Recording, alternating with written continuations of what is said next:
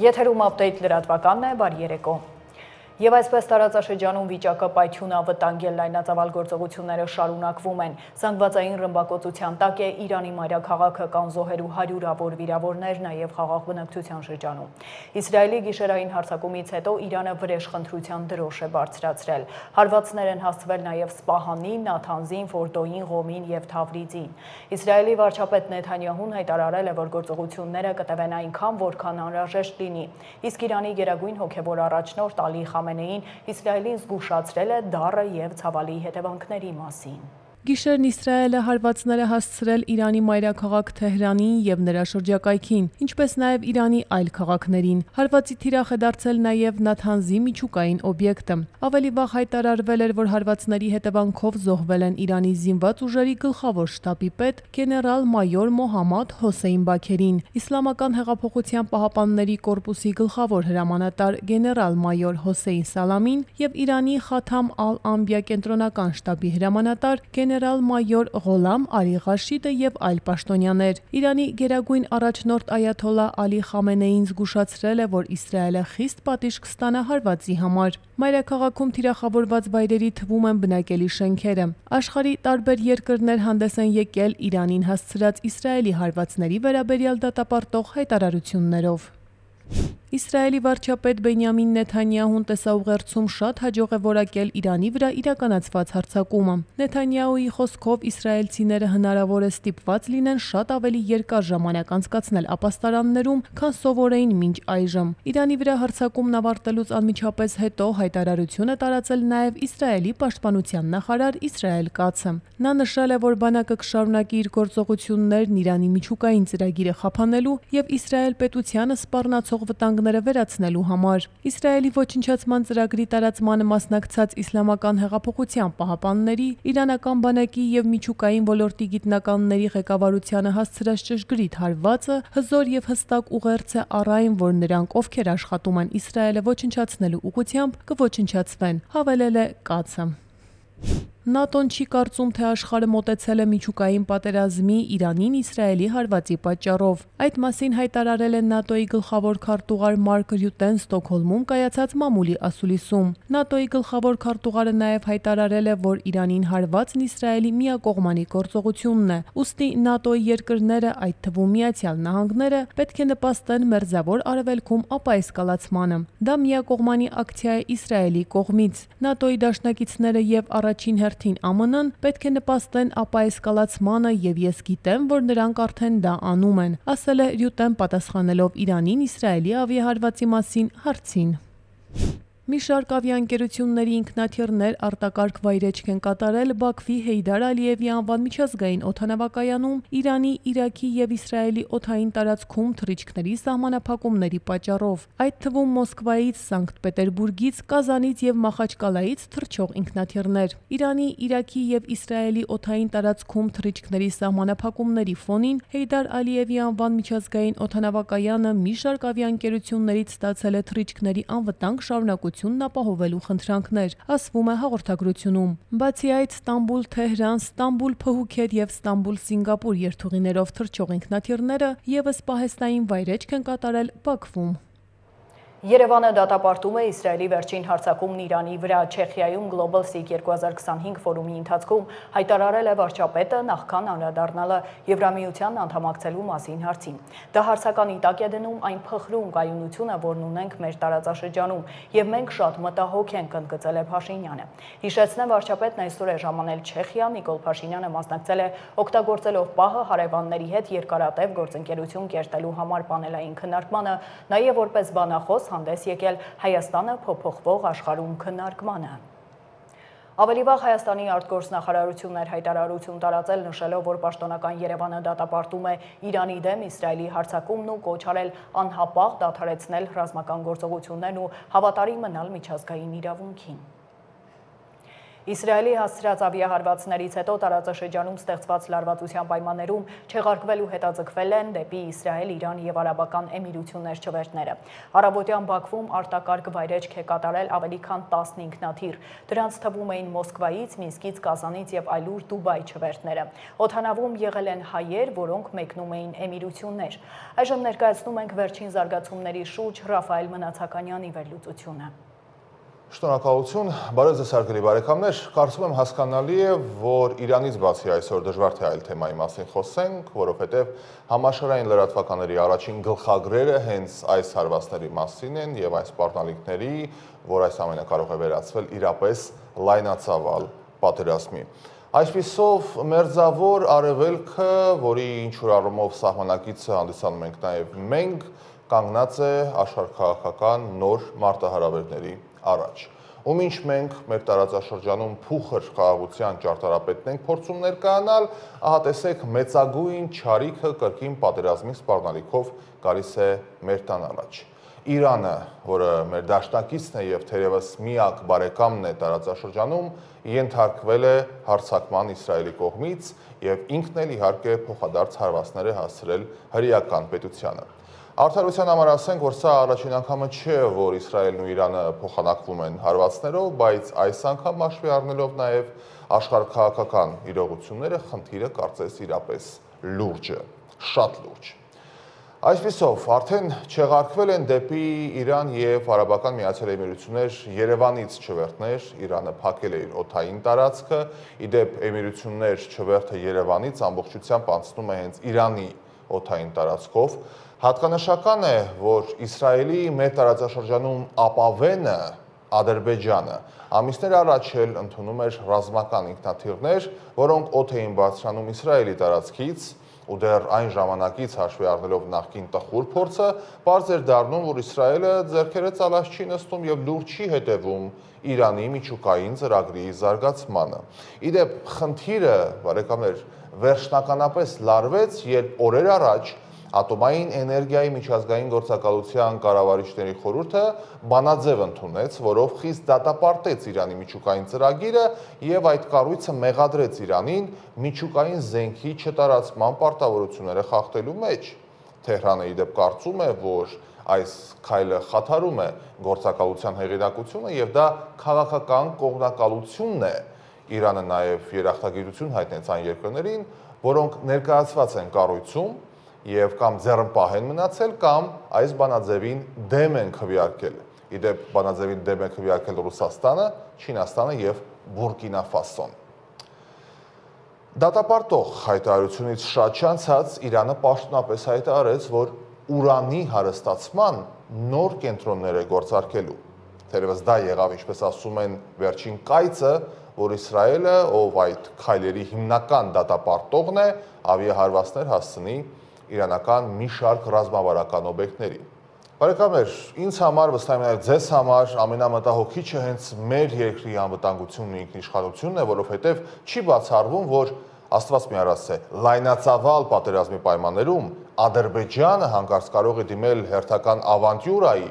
եւ գործողություններ իրականացնել Սյունիքի հատվածում, իր բաղձալի այսպես կոչված Զանգեզուրյան միջանցքի ախորժակով։ Ուստի այս իրավիճակում պիտի պահպանենք առավել զգոնություն, զսպվածություն եւ մեզ բարեկամ ու դաշնակից համարվող երկրների հետ, առաջին հերթին իհարկե Ֆրանսիայի ու Հնդկաստանի հետ, ինչպես ասում են, ճշգրտենք ժամացույցի սլաքները։ Այս պատմության մեջ մտահոգիչ է նաեւ հայաստանյան ներքաղաքական իրավիճակն ու զարգացումները, այս թունավոր խմորումները, որոնք հղի են ծանր հետևանքներով։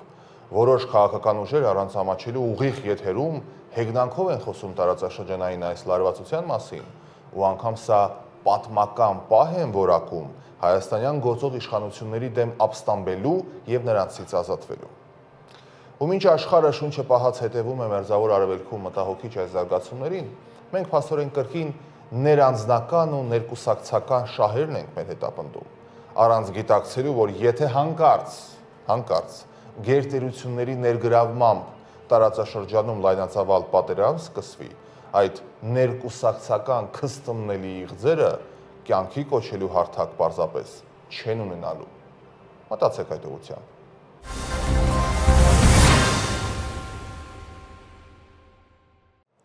Անվտանգության խորհրդի գրասենյակը հաղորդագրություն է տարածել հերքելով հրապարակայեմ կայքում սահմանագծման վերաբերյալ տեղեկությունները, իբր Հաջիևն ու Գրիգորյանն արդեն գծել են սահմանը։ Ըստ նախագծի հակառակորդին է հանձնվելու ևս 180 քառակուսի կիլոմետր։ Անվտանգության խորհրդից նշում են, որ դրանք աղերս չունեն իրականության հետ, կեղծ են եւ մտածածի։ Հայաստան-Ադրբեջան սահմանի գծման գործընթացի վերաբերյալ բոլոր հարցերը քննարկվում են բացառապես Հայաստանի եւ Ադրբեջանի միջև պետական սահմանի զատման եւ սահմանային անվտանգության հարցերով հանձնաժողովների աշխատանքների շրջանակներում, որը հայկական կողմից նախագահում է փոխվարչապետ Մհեր Գրիգորյանը, իսկ ադրբեջանական կողմից Շահին Մուստաֆայևը։ Մեկ անգամ եւս ընդգծում ենք, որ ցանկացած հարց, որն առնչվում է սահմանազատման գործընթացին, քննարկվում է բացառապես վերոնշյալ հանձնաժողովի շրջանակում, ասված է հաղորդագրությունում։ Շարունակենք ազգային ժողովի պաշտպանության եւ անվտանգության հանձնաժողովում թեժ քննարկումներից հետո Հայկ Սարգսյանի գումարի դիմաց ծառայությունից ազատվելու կամ կարճ ժամկետով ծառայելու նախագիծը բացասական եզրակացություն է ստացել։ Հանձնաժողովի նախագահ քաղաքացիական պայմանագիր խմբակցության պատգամավոր Անդրանիկ Քոչարյանը նախագծի հեղինակին կոչ արել փաթեթը ժամանակավորապես հանել օրակարգից։ Հայկ Սարգսյանը մերժել է։ Սարգսյանի ելույթի ժամանակ վիճակը լարվել է, թեժ քննարկում է ծավալվել, պատգամավորները վիճել են։ Քվեարկության ժամանակ 5 կողմ 4 դեմ ու 1 ձեռնպահ ձայներ է ստացել փաթեթը։ Քննարկմանը ներկա է եղել պաշտպանության փոխնախարարը։ Ավելի ուշ լրագրողների հետ զրույցում քննարկման մասնակիցները մանրամասներ են ներկայացրել։ Կոնկրետ ես տևական ժամանակ մասնակցում եմ հանձնաժողովի նիստերին, կարծում եմ այս կարգի տևական երկարատև քննարկման արժանացած որևէ նախագիծ չէր եղել եւ սա խոսում է հենց նախագծի զգայունության, հանրային համերաշխության, արդարության զգացումի, հակասահմանադրականության կամ սահմանադրության հետ համապատասխանության մասով ես հստակ ներկայացրել եմ Հայաստանի Հանրապետության կառավարության դիրքորոշումը եւ որոնք նաեւ թեև այդտեղ որակում տրվեց, որ հստակ չէր, միգուցե ընդունելի չէր, բայց հստակ ես ներկայացրել եմ։ Նախագիծը շատ ընդգրկուն է եւ իր առջեւ մեծ նպատակ է դրել, որ պետք է հասնի դրան։ Նպատակը հետեւյալն է. մենք պետք է ունենանք +10% զորակոչ, քան ունենք միջև օրենքի նախագծի շրջանառվել է, ինչը մասամբ արդեն իրականացվել է։ Մենք ունենք 3-4% մոտ ավել զորակոչ, որովհետեւ արդեն իսկ կատարել ենք մի շարք փոփոխություններ, որոնք կառավարության տիրույթում էին եւ եւս ավել զորակոչ կունենանք մենք, երբ օրենքը կմտնի ուժի մեջ։ Սա ինչ է նշանակում, որ մեր բանակը կդառնա ավելի հզոր, մեր քաղաքացիները, ովքեր խուսափել են պարտադիր զինվորական ծառայությունից, ինչ խնդիրներով գտնվում են արտերկրում, ես բազմաթիվ զանգեր եմ ստանում մեր քաղաքացիներից, ովքեր ոգևորված են այդ օրենսդրական նախաձեռնությամբ, մեկը ունի որդի, մեկը ունի ծնող իր խնամքի տակ, մեկը ամուսնացած է, նրանք չեն կարողանում գալ եւ ծառայել 2 տարի ժամկետով, խնդրում են, որպեսզի իրենց տրվի հնարավորություն, իրենք կան մասնակցեն երկրի պաշտպանությանը, զորագրվեն, այո, գան, ծառայեն 1-ից 4 ամիս ժամկետով, դրանից հետո մտնեն պահեստազոր, վճարեն մեծ գումար, որով մենք իրենց բացը ոչ միայն կլրացնենք, այլ 2 անգամ ավելի զինծառայողներ կներգրավենք, միևնույն ժամանակ իրենք չեն կտրվի իրենց մայր հողից, իրենց հանրապետությունից եւ կկարողանան անարգել այցելել Հայաստանի Հանրապետություն։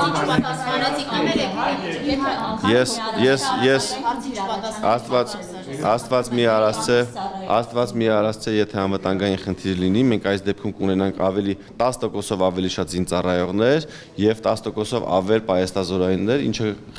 թույլ կտա մեր խնդիրը ավելի հեշտ լուծելու, որը մենք ունենք։ Օրենքից պետք է օգտվի իմ պատկերացմամբ առնվազն 1000 քաղաքացի, որպեսզի մենք տարեկան ունենանք +10% զորակոչ, առնվազն 1000 քաղաքացի։ Օրինակից ստացա բացական եզրակացություն։ Դա նշանակում է ըստ կանոնակարգ օրենքի խորհրդի նիստում ինքը չի զեկուցվել, բայց հեղինակը կարա պնդի, որ սա լիագումար նիստում ուրեմն քվեարկվի եւ քննարկվի։ Բայց դրանից առաջ ես համոզված եմ, որ ֆրակցիայում կլինի եւս մեկ քննարկում, որտեղ ֆրակցիայի քննարկում մենք ունեցանք, որ մասնակցեց նաեւ պարոն Պապիկյանը, պարոն Սարգսյանը, իհարկե պարոն Սարգսյանի հարցեր քիչ եղան, հիմնականում պարոն Պապիկյանին, եթե նկատեցիք նաեւ հարցերի մի հսկա քանակ տրվեց այսօր պարոն Արման Սարգսյանին, պաշտպանության փոխնախարարին։ Եվ բնականաբար ֆրակցիան պետք է կողմնորոշվի։ Եթե ֆրակցիան որոշեց, որ այս նախագիծը պետք է կողմ քվեարկվի, բնականաբար ֆրակցիան կաջակցեց նախագծին, բայց ֆրակցիայի առաջիկ փակ քննարկումից հետո պարոն Սարգսյանը նախաձեռնեց իր հետ հանդիպում քաղաքացիական պայմանագրի պատգամավորների հետ եւ ինչքան ես իմացա մեկ հոգի մասնակցել այդ հանդիպմանը։ Վարչապետին անվստահություն հայտնելու գործընթացի հարցով Էդգար Ղազարյանը ազգային ժողովում հանդիպել է Հայաստան խմբակցության պատգամավոր Էլինար Վարդանյանի հետ։ Նույն խնդրանքը փոխանցել է։ Լրագրողների հետ զրույցում Ղազարյանն ասել է, որ Վարդանյանն իրեն ներկայացրել է Հայաստան խմբակցության դիրքորոշումը նոր բան չի ասել։ Խոստացել է, որ խնդրանքը վարչապետին անվստահություն հայտնելու գործընթաց սկսեն նաև այլ պատգամավորներ, առաջիկա հանձնաժողովի նիստում կփոխանցի նաև հանձնաժողովի մյուս անդամներին։ Ղազարյանի համար պատասխանն ընկալելի էր, բայց ընդունելի չէր։ Եթե Հայաստան խմբակցությունից պատգամավորներ կային, որոնք միանում էին պատիվ ունեմի նախաձեռնությանը, ապա նրանց ստորագրությունները տրամաբանորեն պետք է սկսեին 7-րդ տողից, որովհետև 6 տող արդեն լրացված է, եւ եթե իրենք այդ նախաձեռնության էին միանում, բնականաբար պետք է սկսել 7-րդ տողից հերթական համարներով գար հաջորդը, բայց մենք դες բան չենք տեսել, իրանք հրապարակել են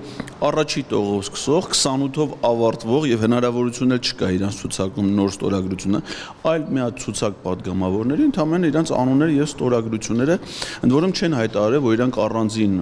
անվստահության գործընթաց են սկսում առանձին տեխնացիով։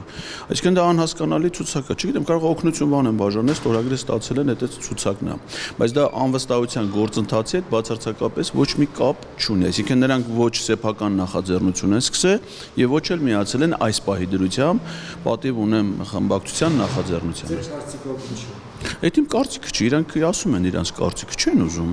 Ի սկզբանե իրանք հայտարարել էին, չէ, որ իրանք անվստահության գործընթացին այդ չէ, առհասարակ, չէ, առհասարակ Նիկոլ Փաշինյանին իմպիչմենտը չեն։ Այո, երկրորդը, որ իրանք ի սկզբանե հայտարարել են, որ իմպիչմենտի գործընթացին, անվստահության գործընթացին, ամենայն դեպս այս փուլում իրատեսական չեն համարում եւ իրենք դա չեն նախաձեռնելու, երբևէ չեն սեփական նախաձեռնություն չեն ցուցաբերելու, քանի չկա իշխանության, չգիտեմ, երկիշխանություն, փողոցային մեջնշում, այդպիսի պայմաններ են դնելու, ասել են, որ մենք դրա հետ չենք միանալու։ Արցախի ազգային ժողովի պատգամավոր Արամայիս Աղաբեկյանն այսօր խորհրդարան էր եկել, դիմում ներկայացրել 3 խմբակցություններին, պահանջել պատերազմներին մասնակից վետերաններին տրամադրել արտոնություններ։ Աղաբեկյանը հույս է հայտնել, որ դիմումը կդառնա քննարկման առարկա։ 16 թվականի, 20 թվականի, 23 թվականի եւ Արցախյան առաջին պատերազմի մասնակիցներին վետերանի կարգավիճակ տրամադրելու վերաբերյալ առաջարկ է, որը միջազգային պրակտիկան կա, Ֆրանսիան, Իսրայելը, Միացյալ Նահանգները ունեն, հստակ կոնկրետ առաջարկություն, բաց առաջարկության, որպեսզի իրենք արդեն ընտրեն, թե կոնկրետ ինչի վերաբերյալ են անելու, առողջապահական, սոցիալական, կրթական եւ այլ երաշխիքներ եւ արտոնություններ պետք է տրամադրվեն, որպեսզի այն մարդիկ, ովքեր որ ապագա պատերազմներին պետք է մասնակցություն ունենան, հասկանան, որ պետությունը իրենց հանդեպ յուրահատուկ վերաբերմունք է ցույց տալիս եւ եթե անգամ չեն վիրավորվել, սաղ սալամատ տուն են դարձել, միևնույն է, իրենք տարբերվող կարգավիճակ են ունենալու մնացածից։ Երկրորդը վերաբերվում է կոնկրետ վիրավոր ազատամարտիկի կարգավիճակին, այն մարդկանց, ովքեր որ կարգ չունեն, հաստատի այս բան առաջի եւ երրորդ կարգերն են, որպեսզի իրենց էլ վիրավոր ազատամարտիկի կարգավիճակ տրամադրվի առանձին հասկացողություն որպես։ Եթե որոշակի վերաբերմունք չլինի, կարծում եմ, որ այսինքն օրինակ այս պահին որևէ տարբերություն չկա մարդու, որ ռազմական գործողությունների ընդհանրապես չի մասնակցել եւ մարդու, որ իր կյանքը պատրաստ է եղել զոհաբերել հանուն հայրենիք։ Ինքը մտնում է առողջապահական հաստատություններ նույնն է, ինքը մտնում է կրթական հաստատություններ նույնն է, սոցիալական երաշխիքների տեսանկյունից նույնն է։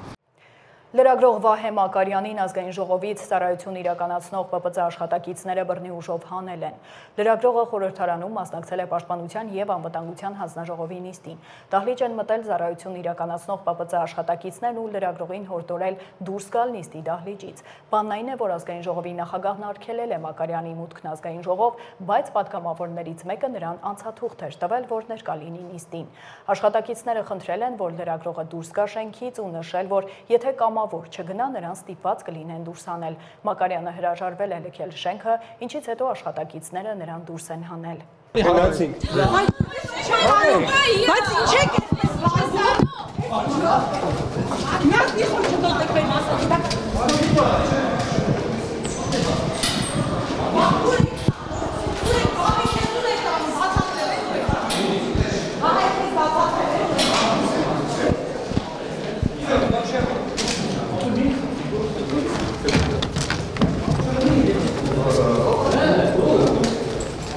Ձերքեր չեն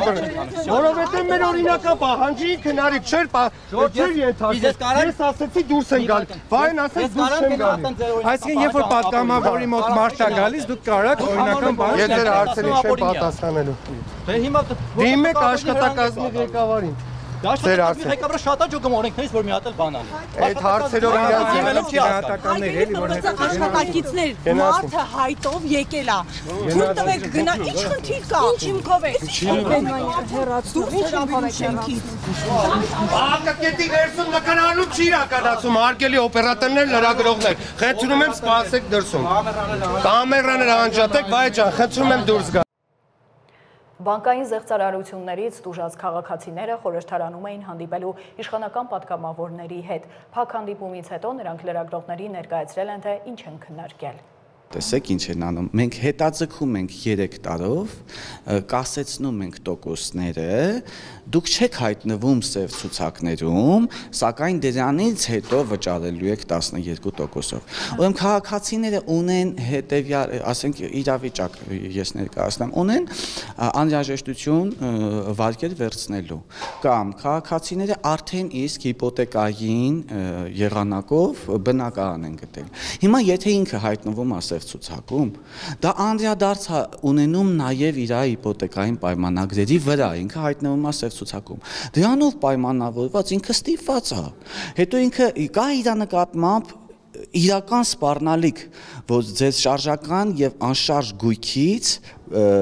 բռնագանձում ենք անելու։ Այսինքն տեսեք ինչ են առաջարկում, եթե դուք չեք համաձայնվում 3 տարի կամ 5 տարի հետաձգելուն, մենք վաղը արդեն գալու ենք շարժական եւ անշարժ գույքից բռնագանձում անելու, սա արդեն սպառնալիք է։ Ազգային ժողովի նախկին նախագահ, նախկին վարչապետ Հովիկ Աբրահամյանը ձերբակալվել է։ Այս մասին հակակոռուպցիոն կոմիտեն է հայտնել, նշելով, որ Աբրահամյանը մեղադրվում է մի քանի դրվագով՝ փողերի լվացման, պաշտոնեական լիազորությունները չարաշահելու եւ ապօրինի ձեռնարկատիրությանը մասնակցելու համար։ Քննչական կոմիտեի նախագահը խորհրդակցություն է անցկացրել Արարատի մարզային քննչական վարչությունում։ Արթուր Պողոսյանի ներկայացվել է 2024 թվականին կատարված աշխատանքը։ Կոմիտեի նախագահը հանձնարարել է հետևողականություն ցուցաբերել մարզի տարածքում արձանագրված ապօրինի ընդերկօգտագործման դեպքերի վերաբերյալ նախաձեռնված քրեական վարույթներով պատշաճ եւ համակողմանի նախաքննություն ապահովելու եւ պետությանը պատճառված վնասը վերականգնելու ուղղությամբ։ Արթուր Պողոսյանն անդրադարձել է նաեւ անչափահասների կողմից կամ նրանց նկատմամբ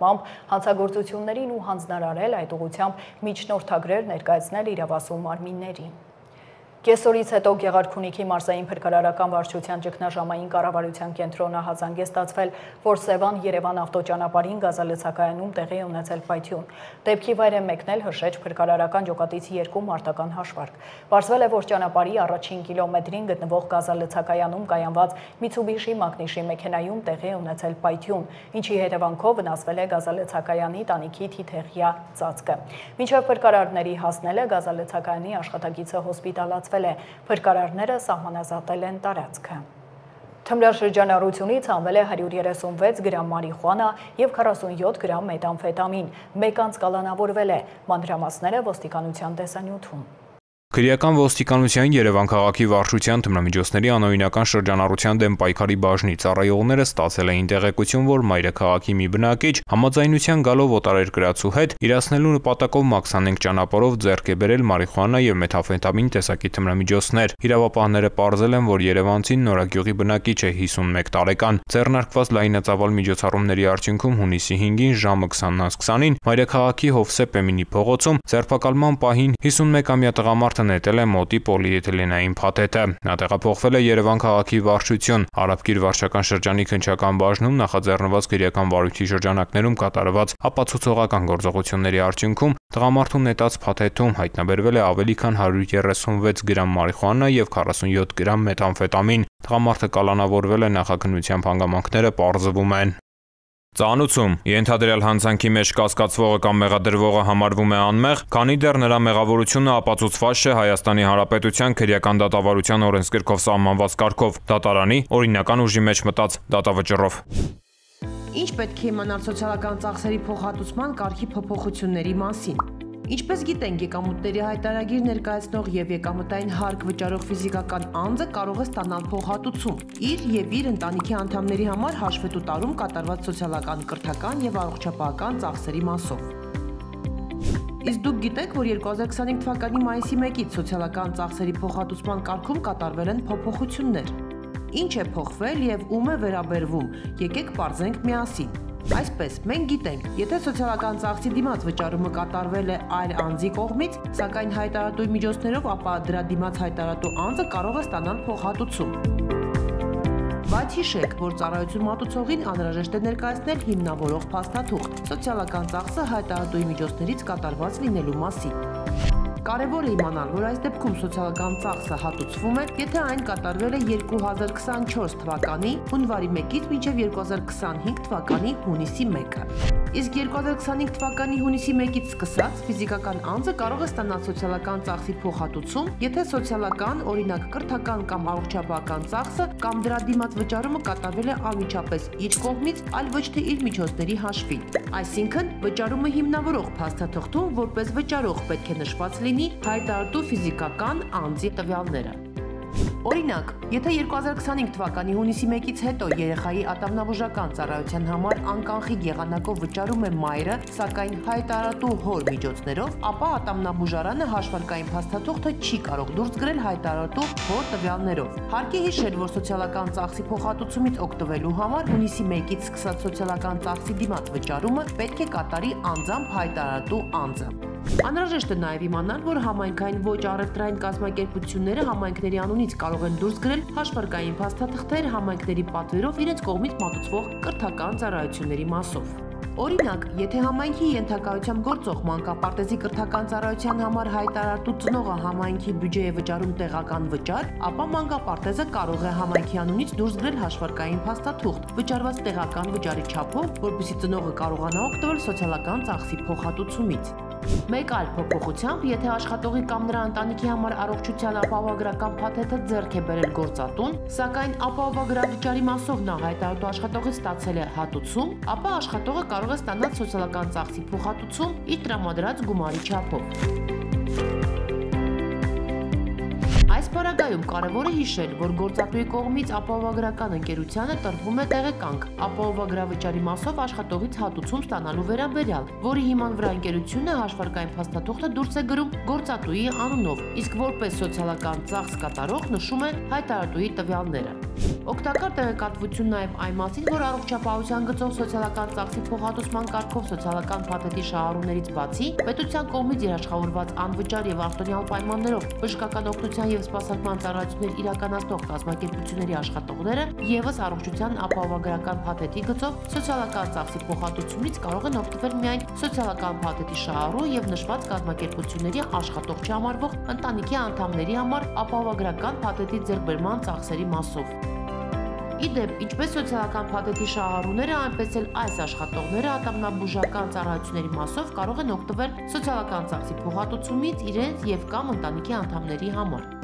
Սկանավորեք QR կոդը եւ ծանոթացեք սոցիալական ծախսի փոխհատուցման մանրամասներին։ Միացյալ Նահանգներում միգրանտներին արտաքսելու ծրագրի դեմ բողոքի ալիքը չի հանդարտվում։ Մի շարք նահանգներում ցույցերը շարունակվում են։ Վերաքննիչ դատարանն ուժի մեջ է թողել Թրամփի հրահանգները, որոնք թույլատրում են Կալիֆոռնիայի ազգային գվարդիայի զինվորների եւ ծովային հետևակի տեղակայումը, չնայած նահանգների ղեկավարները դեմ են։ Թրամփի վարչակազմը կարող է պահպանել Կալիֆոռնիայի ազգային գվարդիայի մի քանի հազար զինվորների վերահսկողությունը եւ շարունակել նրանց տեղակայել Լոս Անջելեսում, որոշում է կայացրել դաշնային վերաքննիչ դատարանը։ ԱՄՆ 9-րդ շրջանային վերաքննիչ դատարանի 3 դատավորներից բաղկացած կոլեգիայի որոշումը ուժի մեջ է թողնում Թրամփի հրահանգները, որոնք թույլատրում են Կալիֆոռնիայի ազգային գվարդիայի առնվազն 4000 զինվորների եւ մի քանի 100 ծովային հետևակի տեղակայումը հետագա իրավական մարտահրավերների սպասման պայմաններում, չնայած նահանգների ղեկավարները պնդում են, որ ռազմական ներկայությունը ավելորդ է եւ սրում է իրավիճակը։ Կալիֆոռնիայի նահանգապետ Գևին Նյուսոմը կտրականապես դեմ է արտահայտվել Թրամփի զորքեր տեղակայելու որոշմանը, պնդելով, որ իրավապահ մարմինների ներկայությունը միայն կսրացնի բողոքի ցույցերը եւ որ վարչակազմը չի ստանձնել ազգային գվարդիայի հրամանատարությունը համաձայն դաշնային օրենքի։ ԱՄՆ կառավարության կողմից անօրինական միգրանտներին արտաքսելու ծրագրի դեմ Լոս Անջելեսի Բաքվից բացի բողոքի ցույցեր են անցկացվում ԱՄՆ-ի 10 նահանգի քաղաքներում։ Եվ եղանակ վաղը հանրապետության տարածքում երեկոյան ժամերին եւ գիշերը հնարավոր է կարճատև անձրև եւ ամպրոպ, օդի ջերմաստիճանը շարունակում է բարձրանալ։ Այսքանը դուք դիտում եք Update լրատվականը, հաջողություն։